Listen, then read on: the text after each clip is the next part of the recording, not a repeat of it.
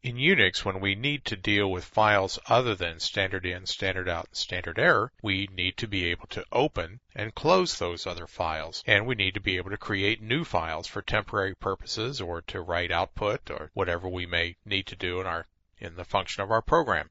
Open, the open call, is used to open existing files that are already on the file system. Create, notice the E is missing off of it, it's just CREAT. That is correct, I didn't typo that. Create is used to create new files or to append to an existing file. These work just like fopen that we saw earlier, except that these calls are lower in the operating system and they return a file descriptor rather than a file pointer like we're used to dealing with. There are three possible flags that can be used on the open call, and that's to open it for read-only, open it for write-only, or open it with read-write access. And those items are defined in the fcntl.h because you will have to include filecontrol.h if you're going to be dealing with this level of the operating system and file system. Permissions are exactly the same kinds of permissions you're used to seeing in Unix to set read, write, and execute for owner, group, and all others on a file. So for example, Octal works well for this. So if we have 0666 would give you read, write for owner, group, and others. There we see an example open call where it returns a file descriptor back to us. It takes in a character pointer file name, and that's just a pointer to an array or a string that contains the file name on the operating system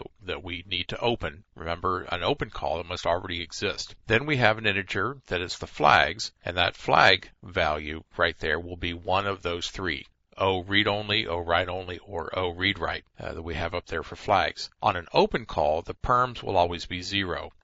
Int perms will be 0 for what we're doing here. In the create call, when we're going to create a new file, we give it the file name as a character pointer and the permissions that we want to create this file with. And after create is successful, it will give us a new file descriptor. Now, there aren't all that many file descriptors available to a program while it's running, maybe about 20 or so, and it's going to depend on your operating system and how your C is implemented and other things in your kernel as how many files you're allowed to have open at one time. So you will most likely have to reuse file descriptors if you have to deal with a lot of different files. To do that, you close a file descriptor. So you close and you pass it that integer that you receive from the open or create, and that will flush the buffers and take care of the other maintenance housekeeping that needs to happen to properly close a file. If you exit a program or hit the final brace or return out of main and the program ends and closes, it will close your files for you. It's not very good practice to leave files open and not close them in your code, but the compiler will take care of it for you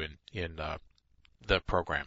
An unlink is basically a remove or a delete. If you do an unlink with a file that you have targeted to delete, it will take care of it. Unlink is the delete or remove file that you can use from within your code. You might want to do that if you've created a temporary file, let's say, to store something in the middle of your run. So that's open, create, close, and unlink, which are the low-level file handling calls.